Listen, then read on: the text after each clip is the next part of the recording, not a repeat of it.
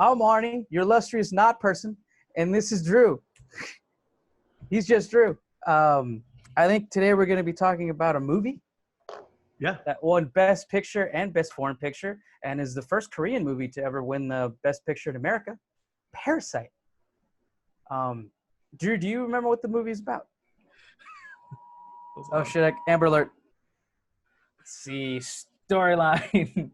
The Kims, mother, father, and their young adult offspring are a poor family living in a shabby and cramped half-basement apartment in a busy lower working-class commercial district of Seoul. Without even knowing it, they, especially Mr. and Mrs. Kim, literally smell of poverty. Often as a collective, they perpetrate minor scams to get by, and even when they have jobs, they do the minimum work required. Ki-woo is the one who has dreams of getting out of poverty by one day going to university despite not having the university education. Kai-woo is chosen by his university student friend Min, who is leaving to go to school to take over his tutoring job to Park Da-hee, I think that's how you say name. I'm going to butcher these names. They're South Korean.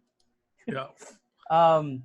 Who Min plans to date once he returns to Seoul, and she herself is in university. The Parks are a wealthy family who for 4 years have lived in their modernistic home designed by the former residents of famed architect Nam-goon. That's it. Nam-goon. That's pretty accurate.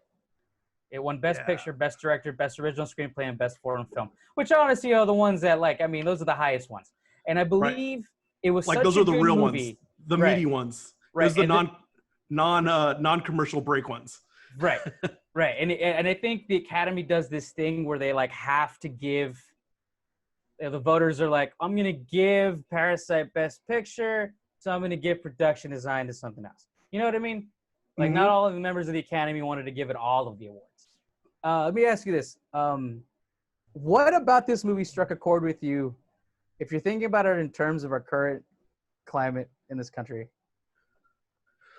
Oh, I love that, there was no... I love that there was no one villain. Yeah.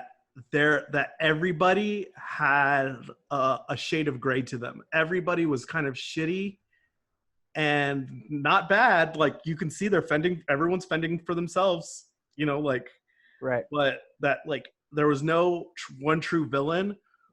We were all, let's just say, we were all villains to each other. Yeah. Everyone in the movie was their own, was each other's villain, right? Yeah. Yeah, exactly. So what do you think? So I saw that when I finished watching this movie, I definitely thought to myself, this is an entire allegory about socioeconomic classes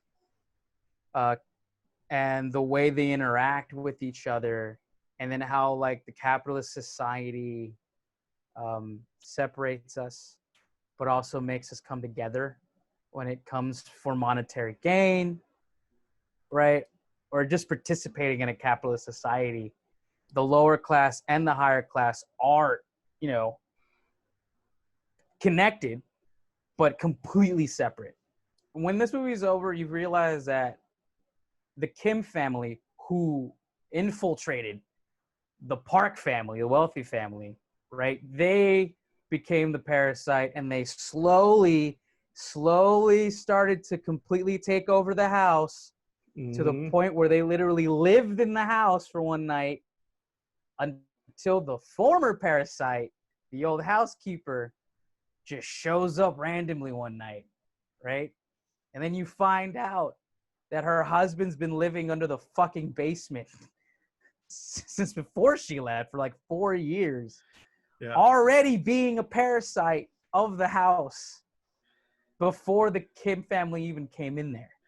He actually hits the fucking button so that the Mr. Park thinks that he's walking up the stairs and there's motion lights. There's one thing about the movie that I didn't realize until I watched this, but the actual so first the plot I feel crescendos, and then it has this this nice flattening, which is when the Kims are in the house, when the Parks are out camping, right?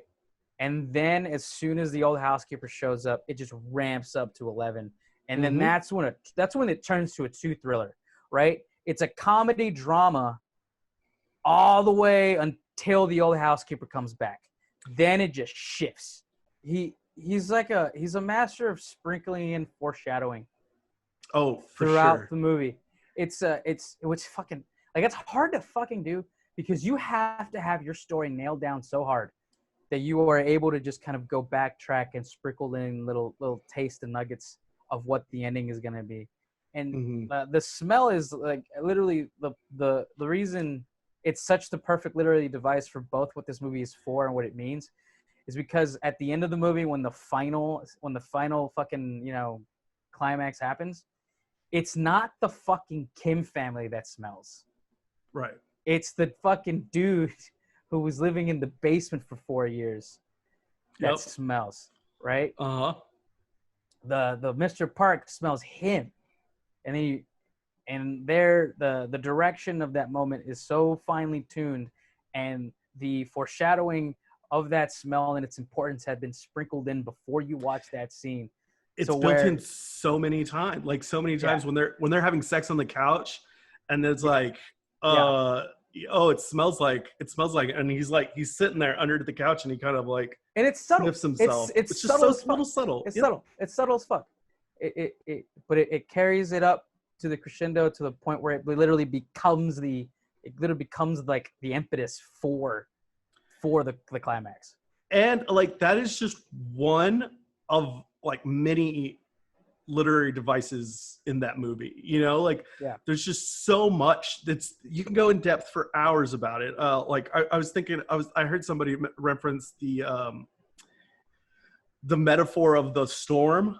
Well, like the rich family sits there and they're like, look how beautiful the rain is. As they have this glass house and it's just sprinkling outside and the little kid's in his tent. Yet when the poor people get to their house, it's like, great, it's raining and our entire house is 6 feet underwater. Yeah. And like now salvage whatever we can. I mean, like that has so much. It's a dichotomy, right? Yeah, and it's such a great metaphor for a lot of what takes place in this movie. And if you kind of there's also an alliteration of stairs. Oh yeah. So like the hills, heights. Yeah, so the Kim family lives in a basement home. Uh-huh. And the Park family lives on a mountain. And then the gift that I forget his name, you would say he's kind of the protagonist of this movie. The guy who gets the job at the Park family. What's his name? The son. Just call him the son. He gets a gift of a fucking. It's a rock, but it looks like a geology. Mountain. Yeah, some sort of geology. It looks like a mountain. Rock. You know what I mean? It looks literally like a fucking mountain. And he's looking at it towards that middle part of the movie where they've already realized that the former housekeeper is living underneath the house and they're back at their place. It's flooded out. He grabs the rock, and as he's looking at it, I realized that rock, which symbolizes a mountain to me, symbolizes the weight that he has to go through, the fact that he'll have to climb a mountain to live a life like them. And it's also like the beginning impetus for the story to start. Mm-hmm. And it is also how he almost dies, right? Right. Well, like, it's one of the things he saves. It's one of the things he saves when his house is being flooded, right? Yeah. And then it gets to the house, right? It gets to the house, to the rich people's house, and then that like awesome graphic scene where he like already hit him with it, and he picks it back up, and then just like bounces it on his head one more time. Yeah. It's great. I think the guy's name's Dong. Yeah. I think so. Guy in the basement. No, right? the son. The son's. Oh, okay. Guy in the basement I forgot what his name is, but I like get it. Young is this kid, and he's already like knocked him on top of the head, and he's like has this puddle of blood, and then he just throws it again, and it literally just like Yeah. ricochets. Yeah. It like comes back Off his up. head. Yeah. So he cares about every moment in this film, and he just really wants us to be in that like that same state of mind. It's taut. You know, everything Yep. is tight. Everything is intentional. Mhm. The Irishman, right? It's a perfect example of a movie that just had too much stuff that just lingered too long. Oh, did you watch The Irishman? Yeah, I watched it. Oh yeah, that was one of the best pictures. Yeah, that movie, great movie. There was just too much checking into a hotel, getting out of a car. Just like small. There's too many meandering moments that really didn't have Right. anything to do with story or focusing on part of the story or growing the story. You know, in this movie, it's like there was just no subtleties missing here. From like, perfect example. So when the guy invites his sister to be the art teacher for the young boy, okay, she comes in, tells the mom that I need to be alone with the boy, and then when the lesson's over, she walks down and tells the mother that they need to talk alone. So the housekeeper walks away, and then you see this subtle camera movement as she moves the chair for her to sit next to her. It's subtle, it's small, but it communicates so much, right? Mhm. It communicates so much about her character and how she's going to deliver a message, right? It's like you need to sit down, you know? It's a Right. combination of a camera movement and the way she moved the chair over without looking at her, with kind of a authoritarian move, right? And it was also just such a hard to like a very unnoticeable move to see the Yeah, artwork that she's kind of referring to it's in communicating. that same thing. Yeah, it's communicating so much in just one moment. There's Hmm. no words, no words at all. You just see the camera pan slightly to the right as she pulls out the chair, but in her physical acting and the camera movement, it was gave the audience member a feeling of, oh, this is important, right? Like, she has to sit down because this is an important conversation. It's just such a small thing. So that's when directing is at its best. When you communicate, when you can communicate a story without saying a fucking word, right? That is direct. That's pure directing. And this movie is just filled to the brim with those subtleties. So Bong Joon-ho apparently tries to bring in subtle imagery of climate change into his movies, and that was kind of one of the subtle things that he wanted to bring into this one.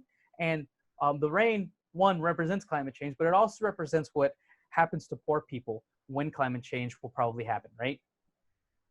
Those who live at the lower end, the more poverty-stricken, will probably have to suffer more from that happening.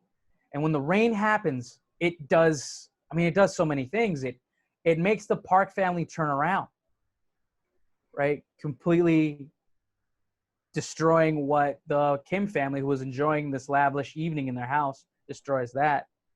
You know, at the same time, during the rain, the housekeeper comes back, right? And that whole scene happens.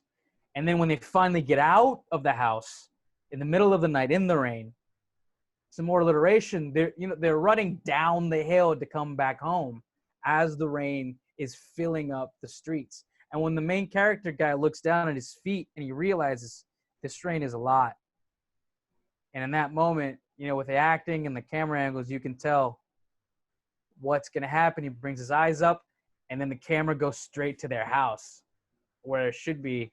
And like everyone around them is like in crisis mode. Some guy's trying to get his bike out.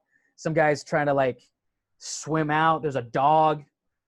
Speaking of dogs, hey baby. They're asking for help. Like they're like, hey man, can you help me get some of my stuff out? I'm like, I got my own shit. Yeah. And then it floods out their home. Yep. It floods out their home, and then they try their best to get their shit out. I love that scene with the daughter, and she's just like, she has her hand on the toilet trying to make it not spit up anymore. While it like she's smoking a spits, cigarette. it spits in her face, and then she just gets on there and sits on it. She finds that cigarette pack. She cracks open a cigarette. She sees like this money that like is really useless now. To like, she looks at this money that's just now useless to her because they don't even have a fucking home now. Yeah, they're not fucking have a home. And like, she, she lights up the cigarette, and it's just such a, and it's not like wasted either. Like you were talking about just now with like Irishman or anything, but it just like, it pans out on her just sitting there, and it's just this fucking hell's going on. Yeah. And she's just like, it's so beautiful because she's like, really, what else can I do? There's no point. For sure. Like, there's no point in trying to salvage any of this because it's all fucking ruined. Yeah. And I think that sentence, that phrase is where we are in the movie as well. She was the one concerned about like, well, what happened to those people down in the basement? Oh, we just tied them up. Well, what are we going to do about it? Like she's the most concerned about it. She's like, are we going to kill him? Are we not going to kill him? Like, we got to keep this hustle alive. I think she asked the mom, should we come to an understanding with them? Right. And then she was about to give them food. But then Miss Park comes around the corner and keeps her from going downstairs. Right. And it's almost like they're going to make peace, the peace offering, right? Yeah. Yeah. But at this point, I think the housekeeper's already dead. We didn't see her die, but she said she had a concussion while she was on the ground the night before. So, I mean, I don't really know much about concussions, but I'm pretty sure you have to go to a hospital or see a doctor like immediately. Or something like something might happen to you. And it's perfect because she goes outside while Dong comes downstairs. Yeah. And it's just such a great change. And like, you see all this happening, like everything is just shot so beautifully too. I mean, it's like, again, it goes back to the point. There's no wasted time in this movie. No, the father, you see the father struggling. He's already struggling with everything else. Yeah. He knows he had to go to like, he went to this, like that rec center, that homeless shelter just to pick out some clothes that he can wear that day. Yeah. He's having to pick up everything for this party. And then that one scene in the car, while she's talking to her friend on the phone with her feet up on the seat. Guess what happens? Yeah. But before that, she says to the person on the phone, we traded a camping trip for like an afternoon party. A beautiful garden party. Yep. Beautiful garden party. And then she smells the thing, right? Again, kind of reiterating the point of the smell. But also, we're going back to the rain. We're going back to the rain and back to the smell in the same scene, right? Cracks the window. And he notices, right? So again, communicating to him, oh, they're smelling me again. It's that smell again. Yeah, and then just that whole thing where, like he's dressed up as an Indian. He kind of doesn't want to do it. He's just like really? And he's destroyed. He's destroyed. He's had it. He's like, it's not even worth the con anymore. Yeah. And then is like, you know what, like, dude, you're getting paid overtime today. And I was just like, dude, it's just so funny because I bet you know this. Like anytime I've been told that, I feel like it's such a disgrace when someone tells that to me. Yeah. Like, you know what, you're getting paid for this.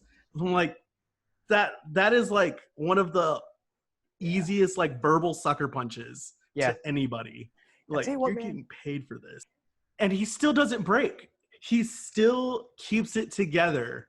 Yeah. He sees I forget who's the first victim. He sees his daughter get stabbed. Yeah. He sees the daughter get stabbed. No, he still has it. He's still cool. He's still keeping calm. But he knows that if he has to explain this ruse, that they have to kind of keep a distance. So like he's trying to put pressure on her wound. One of my favorite lines is like, she's like, please stop putting pressure on it. It just hurts. I forgot what it says. She just like says that. It's just painful now. Like she says something like that. But he doesn't snap there.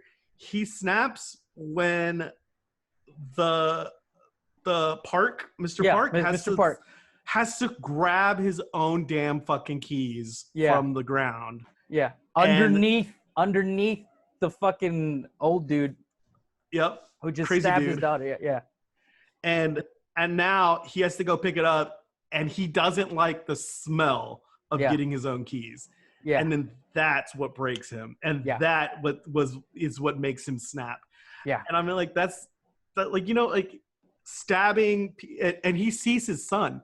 Before that, he doesn't even snap at his son because he sees his son's been beaten, and that his girlfriend is like carrying him piggyback style. Which, by the way, how the hell did she pick him up?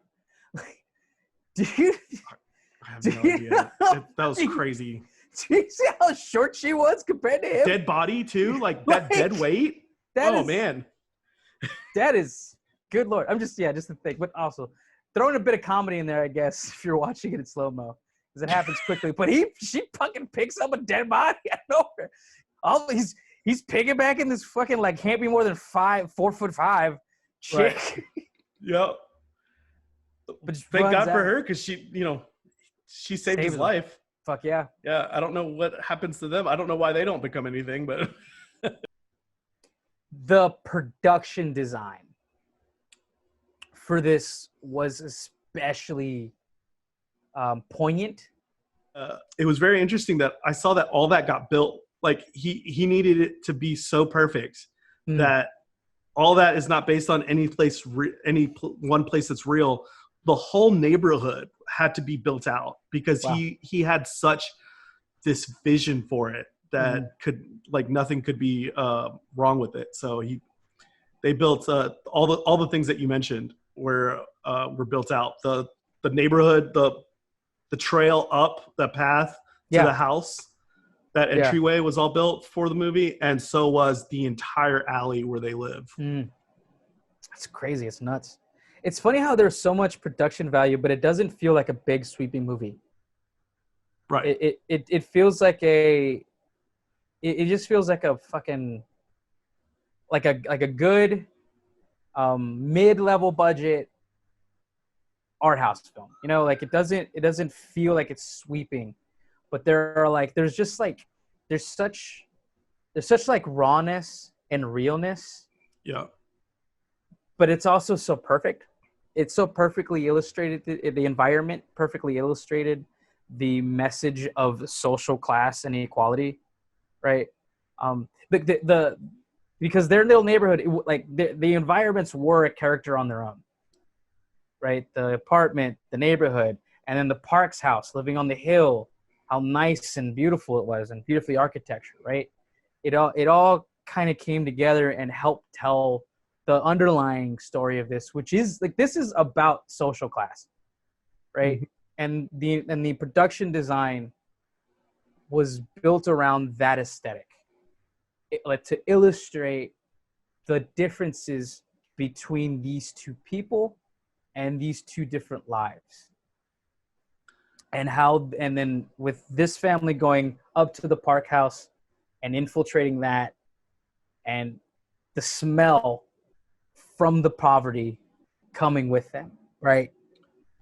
It's just like this, it's this beautiful dichotomy to it. And I think the production design had a lot to do with cementing that social class undertone to it. So that all like comes together, and it illustrates so many different messages of what everyone thinks like a capitalist society, or if you live in a first world country, what the ideals of those countries are, right? So if everybody works really hard, you'll be able to rise yourself up from wherever you are. But the reality of it is that it's not that easy. Nope. And that it's going to take forever for him to be able to do that for his father. And when he brings you on the story that he tells himself about what he's going to do to save his father, you see his father come out of the basement, him and his mother greet him, and then the camera shifts, and you're looking through the window into the hallway, into the alleyway. pans down. There he is sleeping, still with the message that he read from his father. Oh. Credits. You know, communicating that all of that was just a dream.